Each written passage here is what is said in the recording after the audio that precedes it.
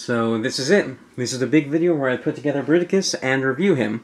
If you've seen the previous videos in which I cover all the individual components of Bruticus, you'll see how I transfer them into their combiner modes. Of special interest is Blastoff, because I have a fan mode that gives him this, that turns him into this monster claw arm, which I think looks really nice. You'll see it when I put it all together. But you may want to especially watch Blastoff, because most of this stuff you'll see in other reviews, but this is a unique fan mode by me that I think really works for Bruticus. So I'm going to start with the legs, so let me get the arms out of the way. And here's the Onslaught component. I'm going to plug it onto the Swindle component and the Brawl component.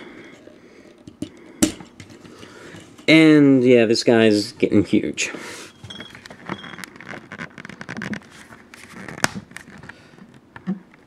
Next I will plug on the...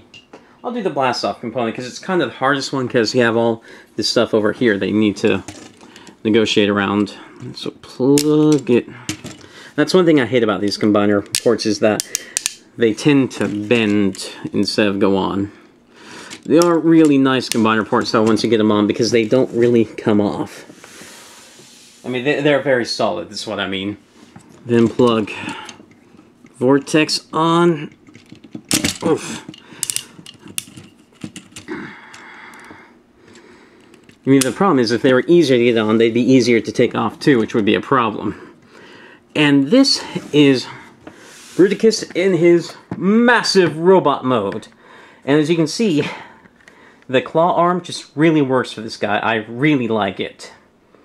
This is one of my favorite combiners of all time. Not that I own many, but I've seen reviews of them, and this guy just is so nice. Don't get me wrong, he has problems. All combiners have problems, but this guy is really the first modern combiner that I think just really works. He's got basically nice proportions. Everything he just looks nice. The only real problem with him is, if you look at him from the side, he's very thin, which is kind of odd. If they had made Onslaught and Voyager, they could have made it thicker, but that's really the only reason why I would want Onslaught to be a Voyager, because currently, if you look at him from the front, he is quite well proportioned. I like how he turned out. Now for posability, he has a waist swivel. It's kind of at an angle, but it works because since everything's going to be lower than him, it allows him to do reaching poses like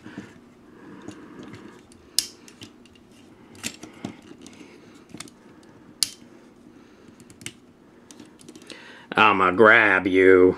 It allows him to do stuff like that very easily without having to have him bend over. So I think the cut of the joint is actually kind of smart. Then the legs go forward and back, in and out. Bend at the knee here. Oops. Yeah, bend at the knee, rotate above the knee, and then thing on the leg, you get articulation in the toes and stuff. Like on here, you especially get articulation in the toes on Swindle. You can move the heel a little bit, which can help. And then on Brawl, you can move the hands down here, which are actually quite nice heels. And it's actually very possible to get him into a nice pose. It's hard to cover the posability on this guy, because a lot of the posability just really depends on which figure is which joint. So, oh yeah, you can also rotate the head. But yeah, just...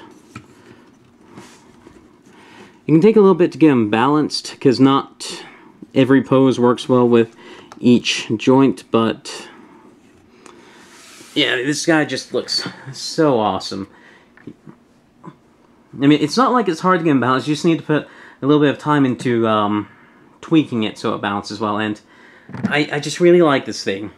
I think the set as a whole is worth it. You'll have to suffer through some kind of poor figures like Brawl and Onslaught, but the other figures are nice, really nice, and even though Brawl and Onslaught aren't great as individual figures, Brawl is really one of the stronger limb components. I mean, especially because he has that nice heel. Then he does have decent toes, and then Onslaught, you can't not have him because he's the central unit. So basically, I highly recommend this set. You may want to look for pictures of other fan modes. Like I've seen some different fan modes for Brawl and Blastoff, where they're both legs, where they're both really nice, thick and chunky sort of G1-y legs. I don't think they really work for this figure because I think being tall and kind of lanky works for it. I see why a lot of people wouldn't like it, but it works for me, rather.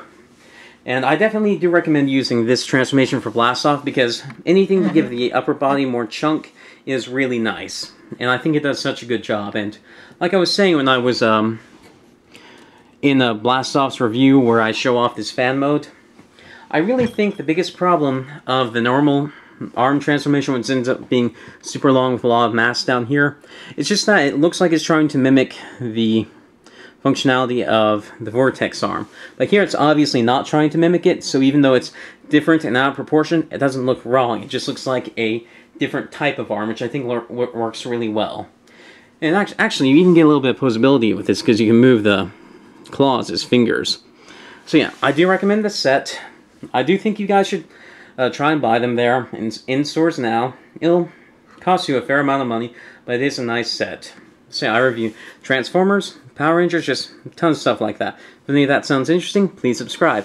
Thank you for watching.